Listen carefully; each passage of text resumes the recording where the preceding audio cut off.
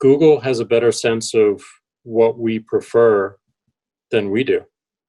And Google certainly has a better sense of what we prefer than our partners do. I can vouch for that in my marriage. These algorithms are going to start making more and more of these decisions. Why did my watch just tell me to stand? We've basically given up our agency completely. One of the big precursors to solving these problems in many ways is a restoration of trust. Jack, I believe that universal basic income is central to a restoration of trust. Yeah.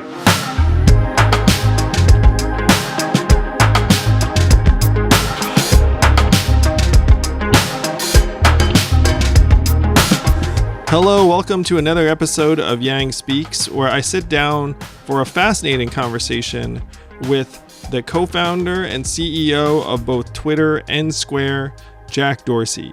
Jack's one of the most profound thinkers on what the heck is coming next in the world. And so we talked about the future of work, mindfulness, universal basic income, of course, one of my favorite subjects in the world. How is data owned and shared, what he's concerned about for the future, what he would suggest to the president, the future of small business. And after all of that, there's a really big announcement at the end. So stay tuned for my sit-down conversation, virtually of course, with Jack Dorsey. It is my pleasure and privilege to welcome to Yang Speaks, the one, the only CEO of both Twitter and Square and co-founder of both, Mr. Jack Dorsey. Jack, welcome. Thank you. So Jack, I don't know if you remember this. I've been waiting to see you to ask you this, but you and I met briefly 6 years ago in Detroit. You spoke at this Techonomy conference. Oh, yeah. And I met you backstage very briefly. Yeah. So I just wanted to take a trip down memory lane and say, you might not remember this, but I was like, Jack Dorsey, like back in 2014. I remember now. You seem like such an elevated human. You also look the part kind of too. You have like this sense of Jack from the future. You have that. Thank you. And I think part of it is that you meditate, you're mindful, like you take this stuff very seriously about like awareness of your own health surroundings. And I think it gives you like a connectivity to like the world at large in a way that many people don't necessarily experience. But when I want to clear my head, one of the things I do is try and get away from Twitter for a particular period of time. And I know you have techniques that you use to try and be more mindful. One thing I'm curious about is whether any of the tools or techniques you use utilize technology. And do you think that there's a way that technology can actually make us more mindful and aware as opposed to possibly the opposite? I do. I mean, I think mindfulness and meditation for me is a practice of honing your skills of observation and making sure that we are present and aware of everything that we're doing, and that we're not blindly reacting to it and just falling into a hole, but we're fully aware of the what and also the why behind it, and able to make choices differently. So I've structured a lot of my work around this concept of like, how do I focus more on one thing? And most of my day is actually spent on this iPhone here. And the reason I use this instead of a computer is there's only one app open at a time. So I definitely take my walks. I definitely meditate without a device and whatnot. But I think it's more about how we train our minds to really observe it. The Yuval's book, 21 Lessons for 21st Century, I think is phenomenal. His last chapter, his last lesson, the 21st lesson, is around meditation. He believes, and I think we all feel this right now, that Google has a better sense of what we prefer than we do. And Google certainly has a better sense of what we prefer than our partners do. I can vouch for that in my marriage. And think of your kids. I mean, Google will have a better sense of even who they are than they might. And his recommendation is a practice of meditation actually helps us understand why we're doing the things that we're doing, why we react in the ways that we do. And it's important for us to have that base level understanding and self-awareness, because otherwise we're just offshooting every single decision to these algorithms. And then who are we? I mean, it's the Wall-E future, one of my favorite Pixar movies. That is the future we're headed to. And I think meditation is one of those tools that can at least make us aware of the choices that we're making.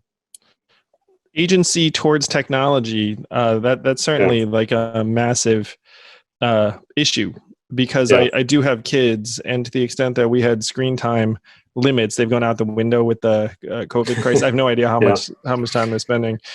So you just talked about how Google might know me better than my partner. You've talked about how you're concerned about also the future of data ownership, and it's like, I feel like with Square, you're privy to a certain form of data, though it's much more business oriented than people's like browsing habits and the rest of it. Yeah, I mean, just a high level principle. We people need to own their own data, and I think the technology to allow that to happen across service lines, across company lines, did not exist until recently with the blockchain. I think the blockchain presents a new opportunity for us to create identity wallets for people, and then you get to choose what services get to read from it and also get to write from it, and you can turn that off at any time.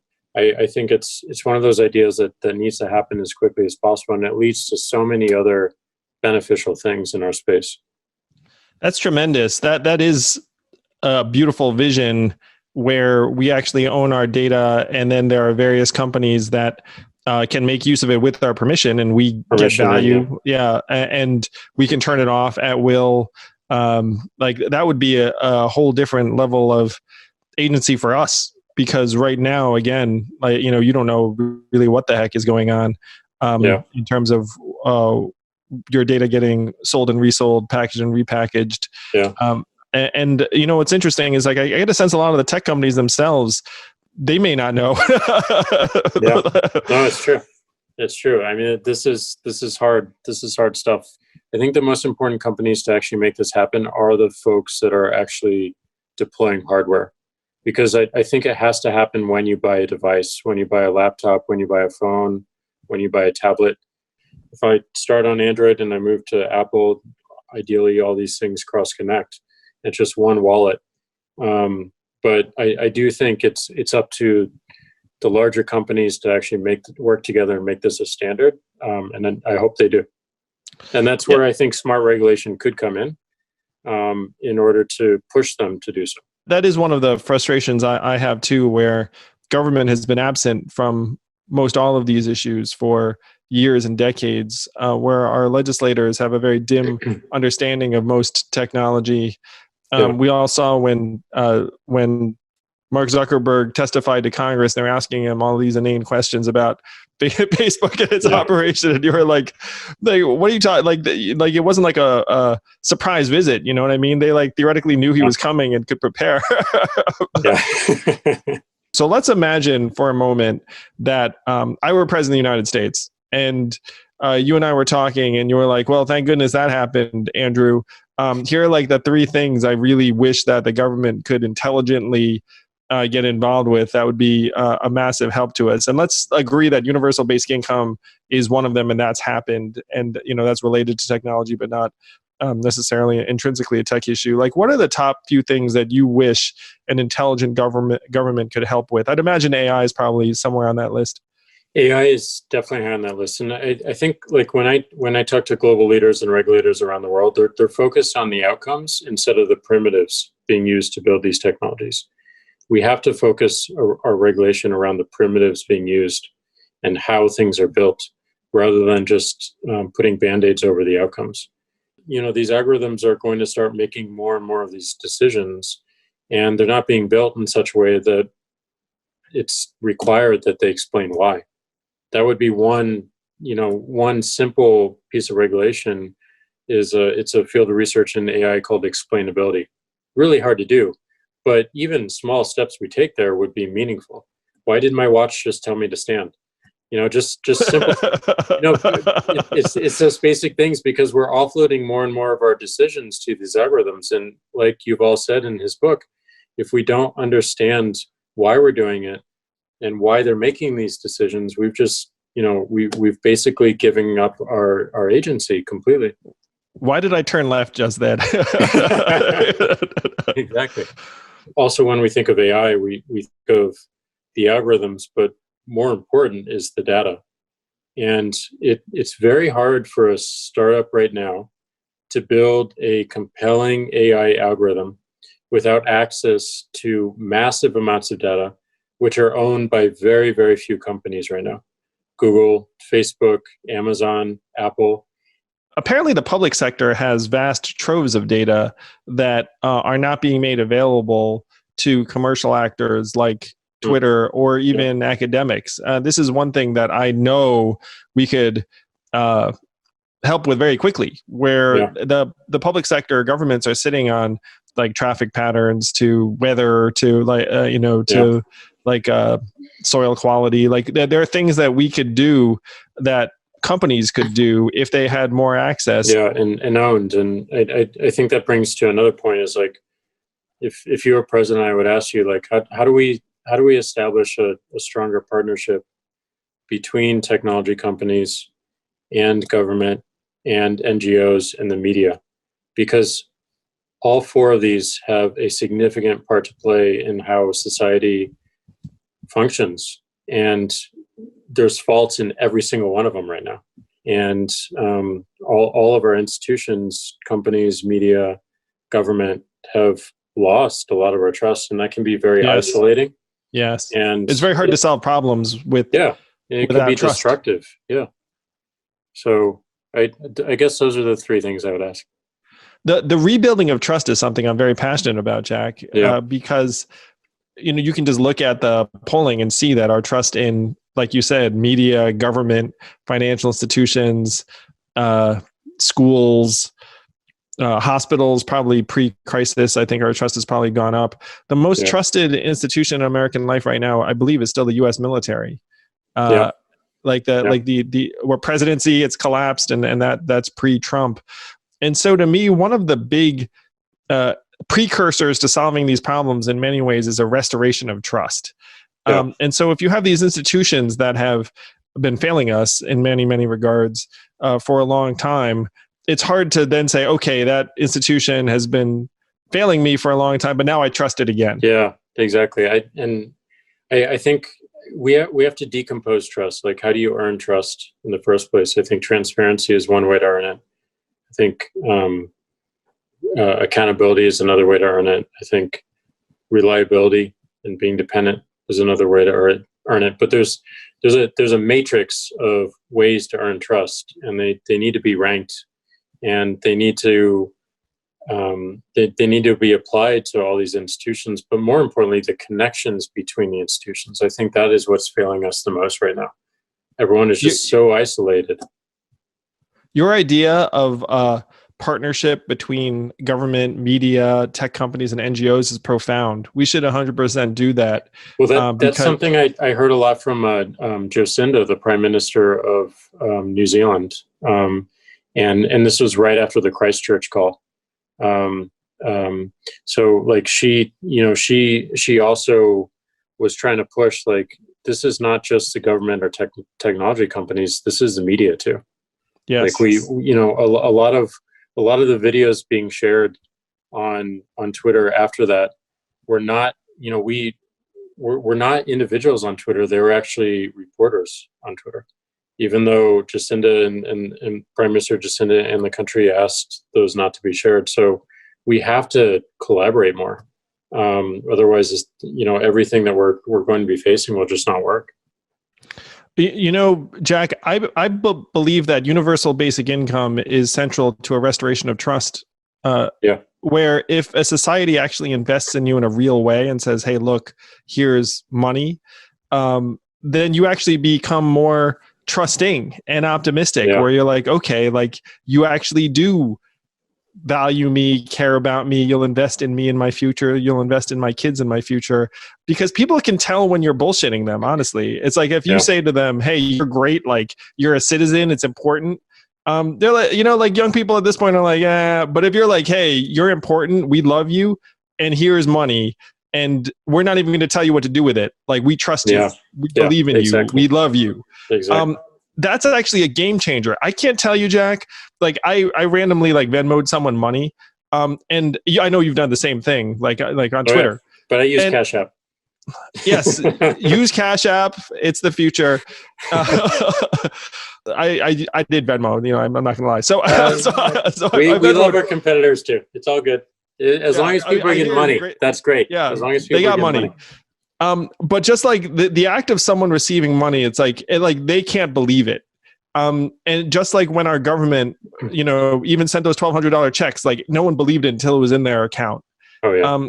Like really, there's so much built up distrust and skepticism that when you actually get that money, like it diffuses it. It's about, to me, actually restoring trust in people, humanity, our society, our way of life, the fact that we actually care about each other.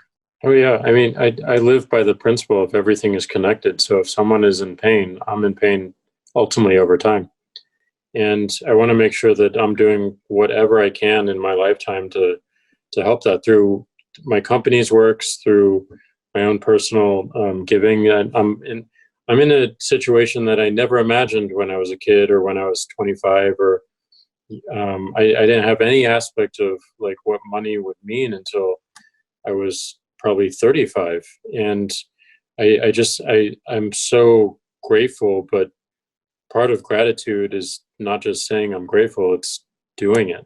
Gratitude through action, man. May that be like the theme of this era.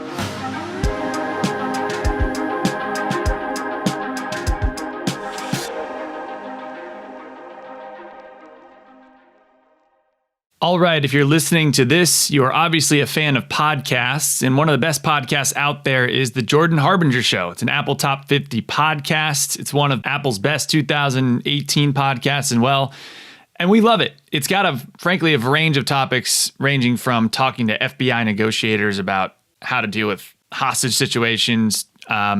You've got mental health situations. You've got Tony Hawk on there. You've got such a wide range of topics, and Jordan's such a fascinating guy. So it's not pop psychology or superficial advice or BS inspirational nonsense. It's a show that offers meaningful, fun, life-changing insights with a practical edge. And I love the worksheets because I come away with like what I'm supposed to do from an episode like this. And there's no BS. It's very straightforward and simple for someone like me.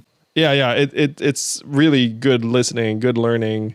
Good information from experts that you kind of wish you had access to, and now Jordan's done it for you. Check out the Jordan Harbinger Show on jordanharbinger.com/subscribe on Apple, Spotify, wherever you get your podcasts. It seems to me like you were actually ahead of me in universal basic income. It's not like you needed Andrew Yang to come. We needed Andrew Yang. So would love to hear from you as to like how you originally were exposed to it over the past number of years, and how you became such a staunch believer and champion of it. Over the past few years, just seeing everything happening with AI, and specifically in Square. We serve sellers, and their employees are cashiers, and we can see the writing on the wall in terms of the need for people behind those cashiers. We saw this when we had an app called Caviar, which is a food delivery, which is basically moving the point of sale to the customer's hand.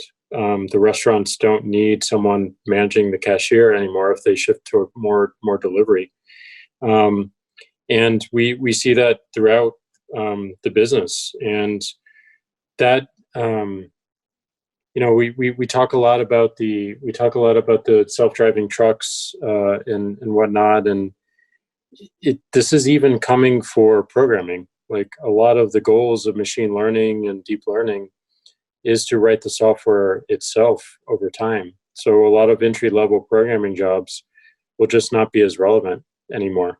So every single field is going to be touched by automation.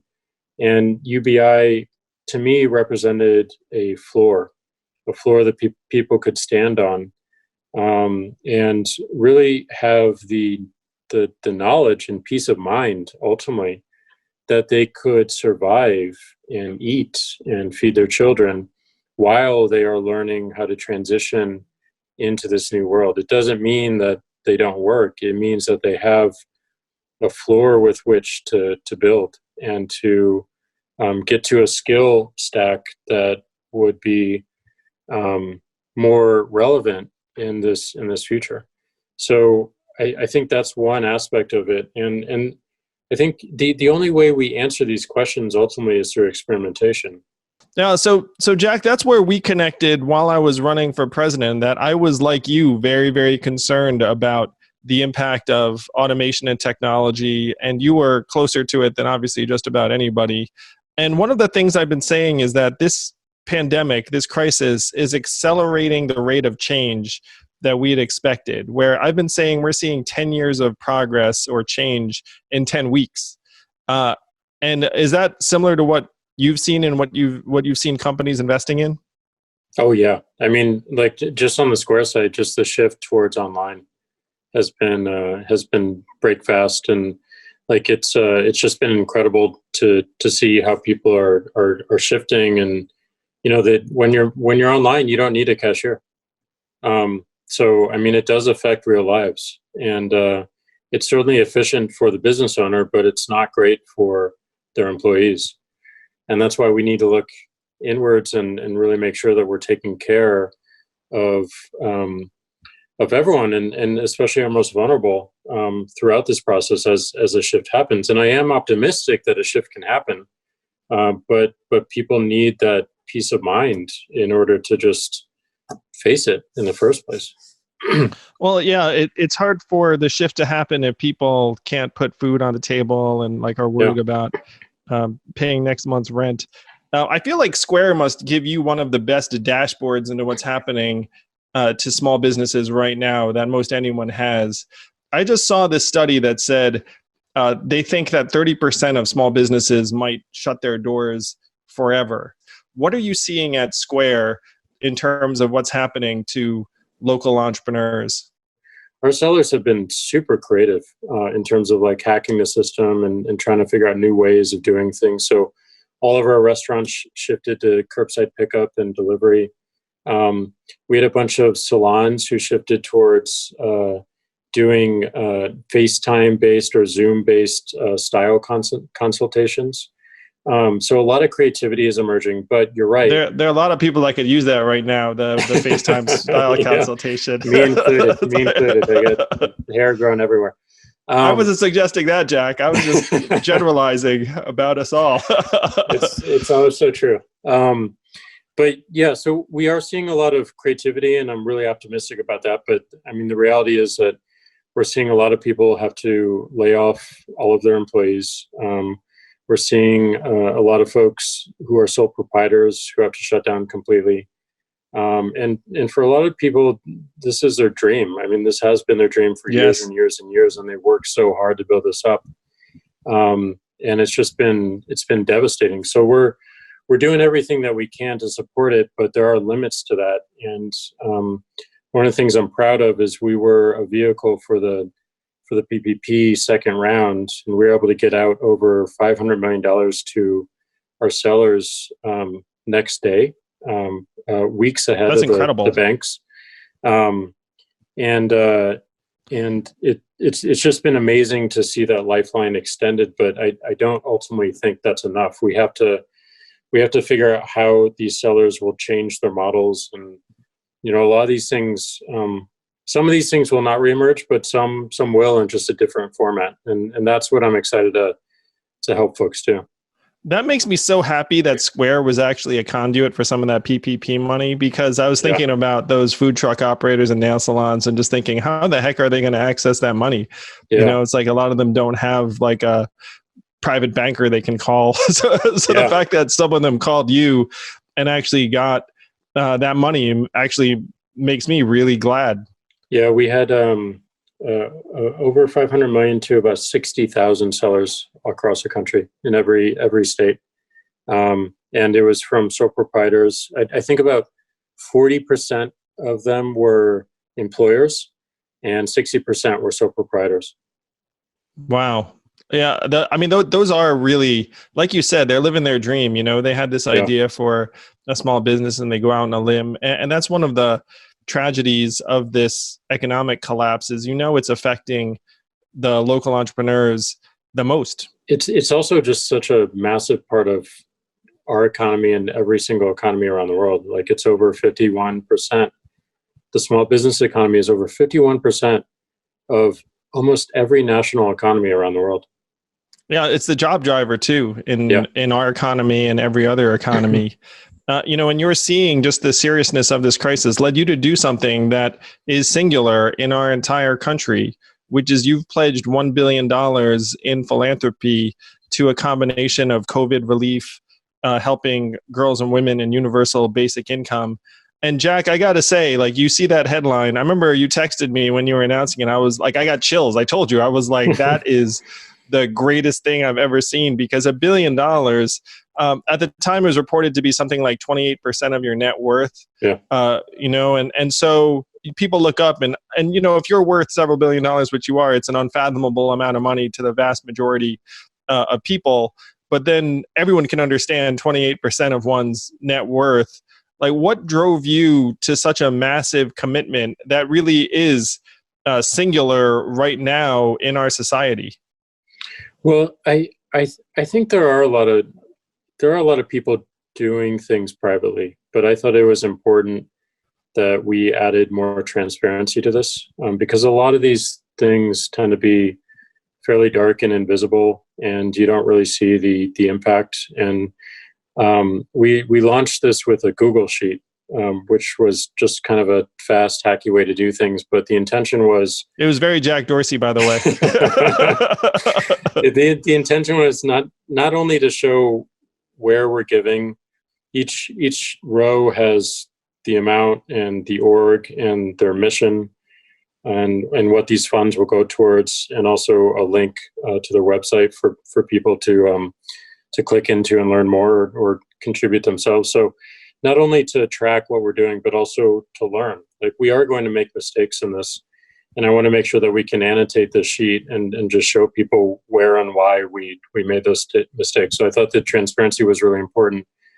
And the other, I think, creative thing that we did is, I'm not a liquid billionaire. I have equity in these two companies. And I moved the Square equity, $1 billion worth at that day, to an LLC. And that LLC then gives it to a DAF over time. A DAF is a donor advised fund. So the cool thing is that the original $1 billion I gave in the LLC is now worth $1.5 billion.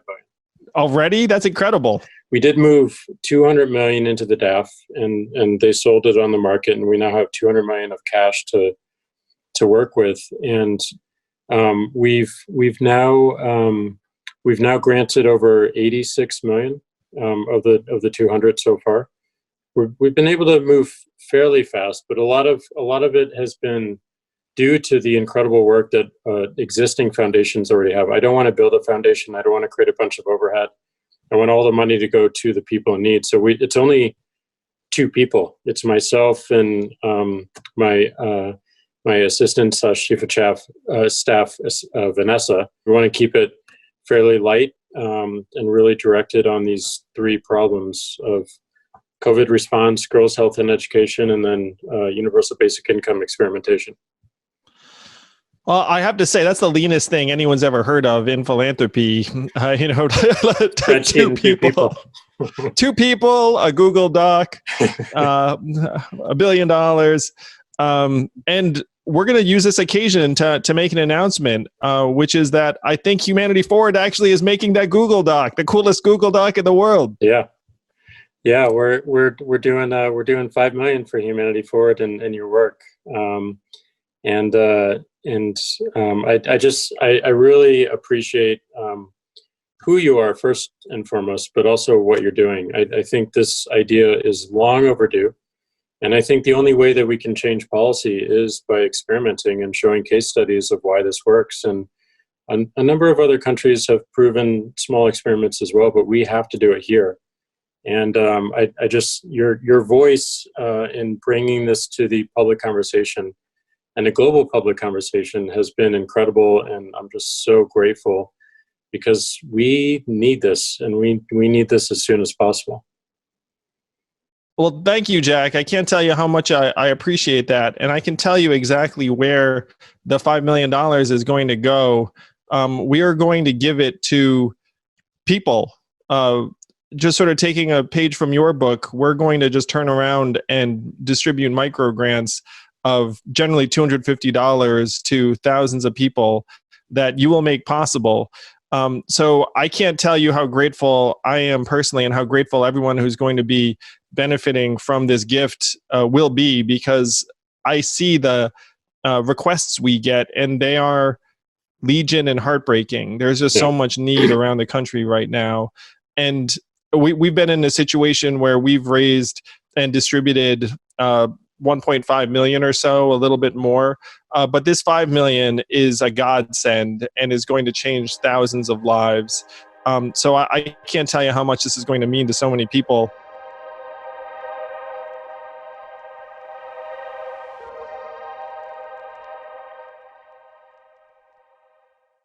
Hello, everyone. When I was running for president, we mailed a lot of stuff. And so what we did is we went to stamps.com and bought one of those cool scales. We had them in the office. It became this freaking post office out of the office that, I have to say, gave me some real pleasure every time I passed it, because I'm a big believer in mail in the post office.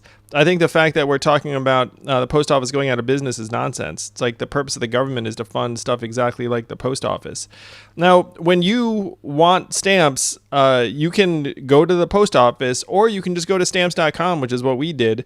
And that was a home run for us. Right now, listeners to Yang Speaks get a special offer that includes a 4-week trial plus free postage and a digital scale without any long-term commitment. So if you mail lots of stuff, this is your chance.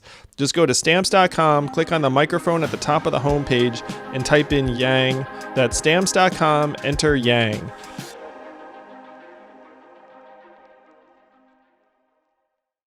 I want to give out all my money in my lifetime. I want to see the impact selfishly in my lifetime, and I want to make sure that we're helping people.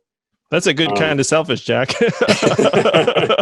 I want to see that impact, and that's just like, I mean, when you build something like a Twitter or Square, the greatest value is actually seeing someone else use it. That's what drives us. It feels electric. I mean, the first time that we saw tweets from Iran, it felt electric. It felt amazing. The first time we saw, like, one of my favorite coffee stores in San Francisco using Square and choosing it themselves. That would be fun. Amazing. Just walk in. You sure they didn't choose it because they recognize you? I'm positive. I'm positive. And then even better is when my mom went into her favorite coffee store.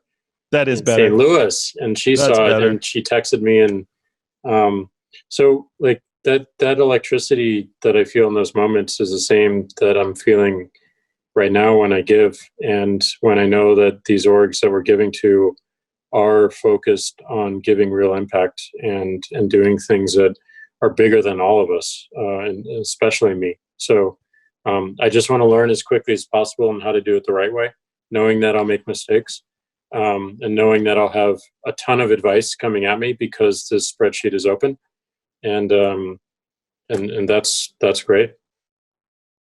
And I know exactly where your money's going to go where we're concerned. That, like, every dollar is going to go into the hands of a struggling American family. And it's just awesome. like you're giving us the ability to have that kind of impact on people's lives. Really, I cannot tell you how grateful I like as a human being. I just, it's beyond words, really, because without someone like you making this kind of move, then we're just faced with the need. And then looking at the need, and like you have to have confidence that you're going to get resources, but you don't know. And then because of you, now we're going to have these resources. I just hope that other people follow your example and want that same feeling that you just described, Jack. I think they will. Because I hope so. I've had that feeling too. And it's awesome. Like, people called me the Asian Oprah for a little while on the trail, and I wasn't even doing that much. But thanks to you, we're going to be able to do a lot more. And I think there's a real appetite for universal basic income right now because of the magnitude of the changes that we're facing. 100%. And also because of your voice. I mean, you did put this on the national stage. And, it's been an idea that's talked about in this country since Martin Luther King, and maybe before that. But you really reminded us all of the importance of it.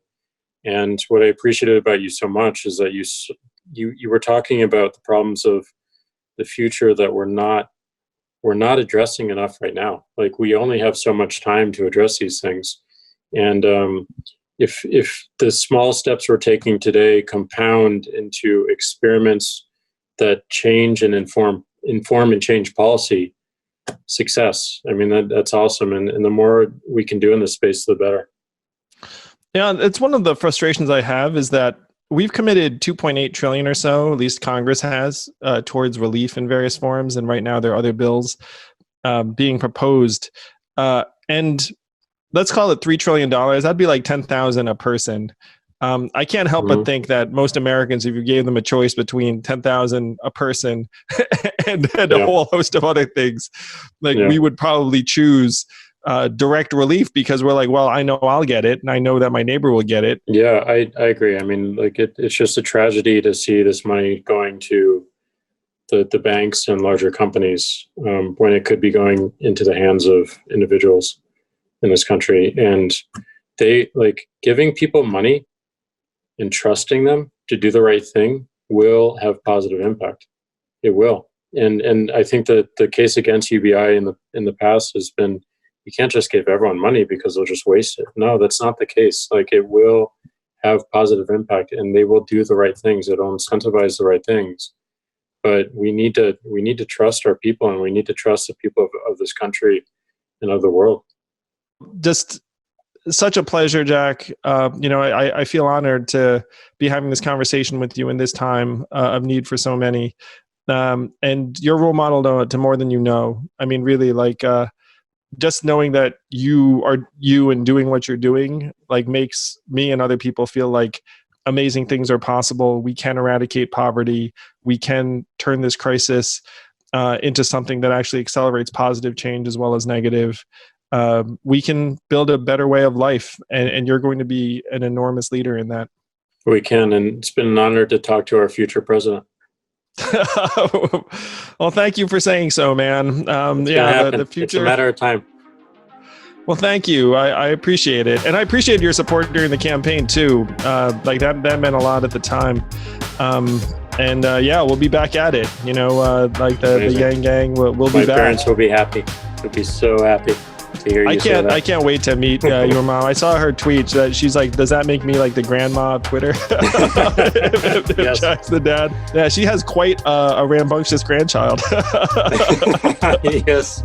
Yeah, she'd chew off more than she was bargaining for.